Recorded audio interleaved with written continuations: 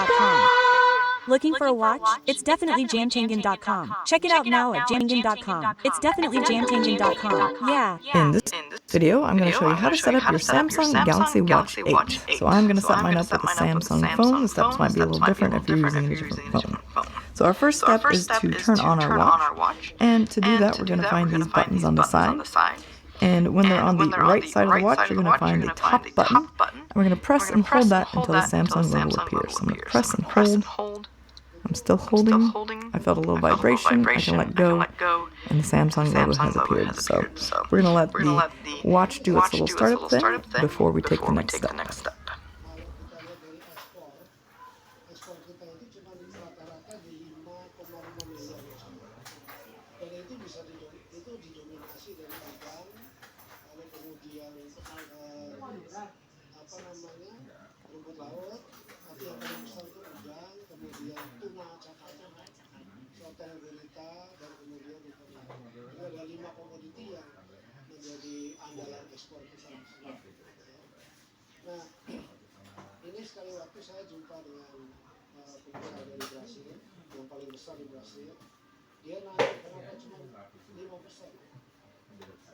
dari produksi nasional. Saya sambil malu-malu, saya karena lokal konsumsi kita tinggi. Alasannya gitu ya?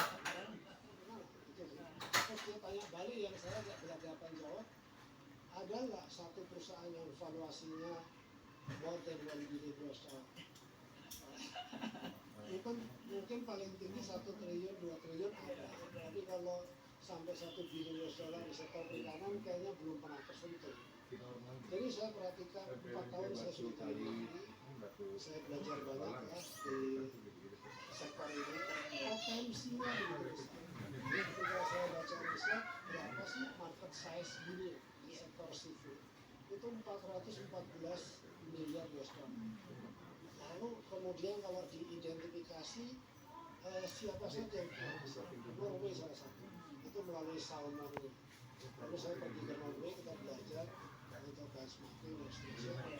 Memang kuncinya adalah bagaimana kita bisa mampu mengembangkan budidaya. Karena budidaya itu kita bisa identifikasi kira-kira jenis ikan mulai dari bayi sampai dia besar dikonsumsi, itu betul sehat, ini sehat. Ini yang kita terus terang contoh saja dengan Vietnam kita halal.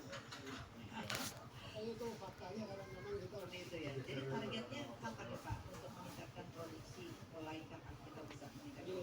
Ya. Kita punya sarana alat produksi yang kuat.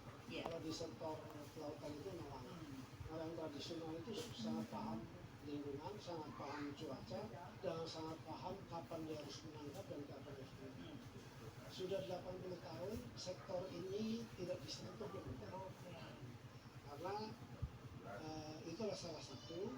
Lalu kemudian sudah 80 tahun Indonesia yang merdeka, dia belum disentuh. Kalau toh ada bantuan, lebih kalau bantuan sifatnya sporadis, tapi tidak yang berkesinambungan. Itulah dimulai tahun 2025 ini. Awal tapi sebelumnya kami membuat model. Namanya ini kampung nelayan modern. Oh, kampung nelayan. Itu di satu titik di wilayah Biak. Ini bisa lalu 1000 diawali dengan 100 kampung nelayan merah putih namanya.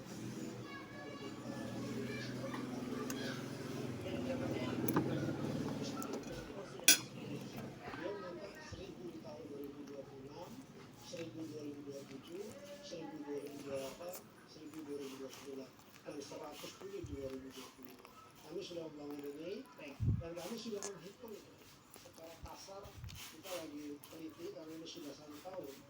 Di setiap titik yang kita bangun, saya menyebutnya adalah intervensi pemerintah. Jadi setiap satu titik kita bangun, kita akan mendapatkan produktivitas bisa sampai 100%. Luar biasa Pak. Jadi pendapatan 3 juta itu naik Sudah mulai meningkat ya. Harusnya kemiskinan udah turun dong Pak dengan nelayan. Kan baru 1. Oke, baik Pak. Kita waktu yang terbatas, kita coba ada penanggap Pak. Ada 2 penanggap hari ini. Ada 2 wanita wanita nih Pak pada hari ini. Yang pertama saya persilakan Ibu Nemi Julbainarni, Associate Professor Skala Bisnis IPB University. Yang kedua adalah Bapak Bimo Rizky dari akademisi Universitas 11 Maret. Oke, Assalamualaikum warahmatullahi wabarakatuh. Izin Pak Menteri diminta untuk menanggapi Pak. Jadi memang Pak saat ini sangat kita kenal sekali dengan ekologi ya Pak ya dalam pengelolaan kita. Jadi tadi menarik juga Pak dengan yang Bapak sampaikan tadi di awal data yang kapal yang begitu banyak masuk ke perairan kita. Jadi mungkin nanti mohon tanggapan Bapak. Saya menyarankan bahwa sesungguhnya mungkin pendekatan yang kita gunakan sekarang itu adalah sebaiknya pendekatan ekonomi Pak, karena selama ini kita lebih menggunakan pendekatan biologi. Jadi MSY yang kita pakai, tapi tidak yang maksimum economic yield. Seringkali kalau kita bicara ekonomi, orang bicara bahwa itu akan terjadi eksploitasi besar-besaran. Tapi sesungguhnya pada kondisi maksimum economic yield itu adalah jumlah kapal yang jauh lebih sedikit daripada kapal yang pada kondisi maksimum sustainable yield. Jadi kalau kita lihat secara teori ya Pak, pada saat MEY itu kita akan mendapatkan keuntungan maksimum, tapi sumber dayanya bisa terjaga dengan baik. Nah secara sederhana sebenarnya, pada saat misalnya kebijakan KKP Pak Trenggono mengatakan bahwa kita menambah jumlah kapal, kemudian orang mengatakan bahwa oh kapal kita hasil tangkapannya berkurang, itu artinya sudah terlalu banyak kapal yang masuk ke dalam suatu perairan itu, dan kalau itu kita biarkan akan terjadi over investasi dan terjadi juga kelestarian sumber daya ikan kita tidak terjaga. Jadi itu yang pertama Pak, bagaimana nanti tanggapan Bapak terhadap hal itu.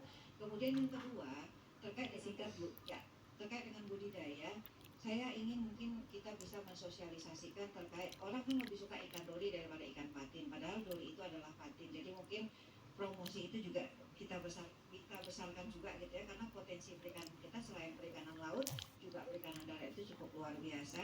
Kemudian tadi hilirisasi Pak Menteri itu kan sebenarnya selalu terkendala dengan bahan baku Pak. Jadi modernisasi perlu ditingkatkan seperti yang disampaikan saat ini, tapi jangan khawatir sebenarnya hilirisasi itu akan mengakibatkan eksploitasi besar-besaran. Kalau kasih tahu ikan kita kan variable. So, terima kasih Bu Nemi itu Pak. Banyak sekali nanti ngobrolnya di luar ya.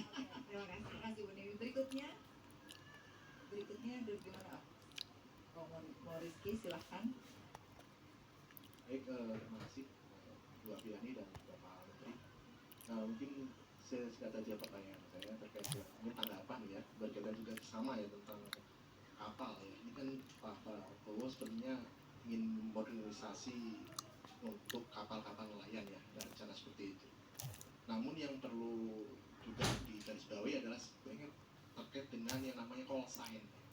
Call sign itu kan pengaturan sinyal kapal. Nah ini yang menarik adalah dari investigasi kita itu call sign itu hanya mengumpul pada beberapa jadi kode-kode kapal itu hanya pada range tertentu. Sementara banyak range sinyal yang itu belum terpakai. Jadi sinyal kapal, kemudian radio, pesawat itu muncul pada range tertentu. Nah, sehingga membuat ada beberapa masalah, terutama masalah keamanan. Ya, satu, identifikasi kapal-kapal asing dan seterusnya. Kedua adalah permasalahan berkaitan dengan bagaimana tadi proses eksploitasi dan distribusi dari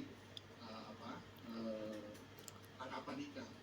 Jadi kalau kapalnya dimodernisasi, tapi pengaturan atau regulasi kaitannya dengan bagaimana identifikasi dari kapal-kapal ini, ya, terkait dengan sinyal tadi itu belum diatur.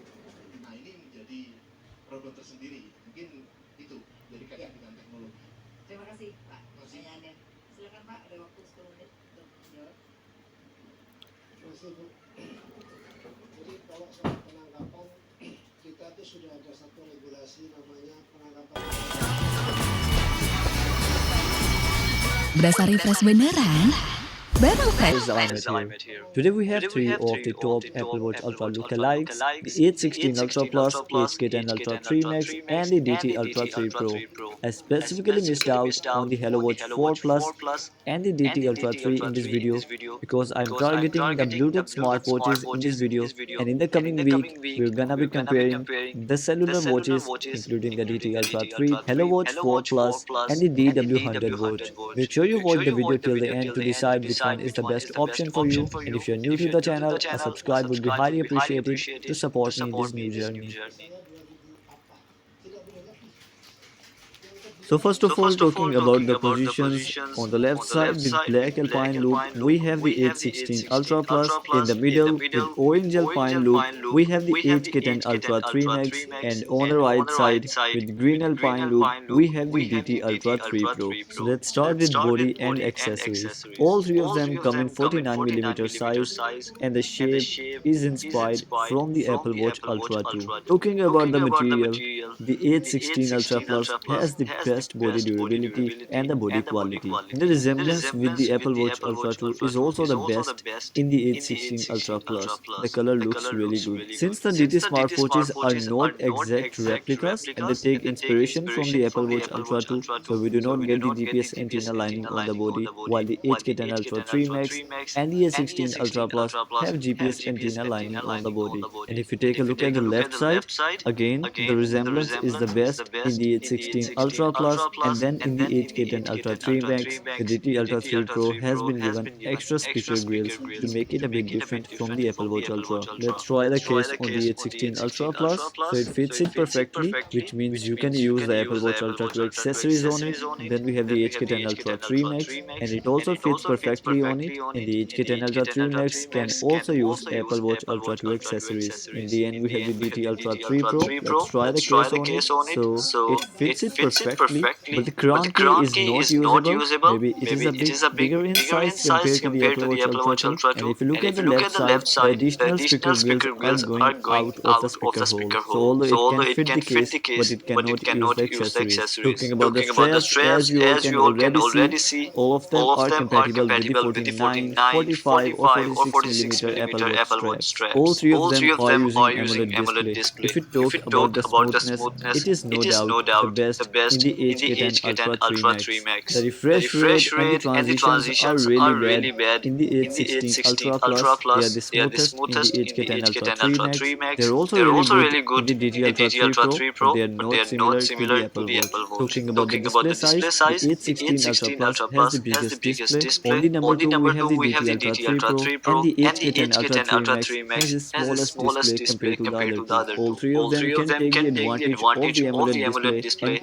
can use the always on display option, and the always on display option can stay on for the whole day on all of them until the battery runs out. All three of them can provide you around 1.5 to 2 days on the always on display mode. There are only two always on display options available for the 816 Ultra Plus. We have the pointer clock and the digital clock. Talking about the 8K10 Ultra 3 Max, we get 6 always on display options. We have 3 digital and 3 pointer direct clock options available. In the end, if we talk about the DT Ultra 3 Pro, it has 8 always on display options available, 4 with the digital clock and 4 with the pointer clock. All three of them are using the basic Bluetooth smartwatch software. The processor performance is quite similar in almost all three of them, but in my opinion the DT Ultra 3 Pro has the best processor. It handles everything really well. The smartwatch is the most stable among all three of them, and almost all of the features inside it are functional, while in the other two some of the features are advertised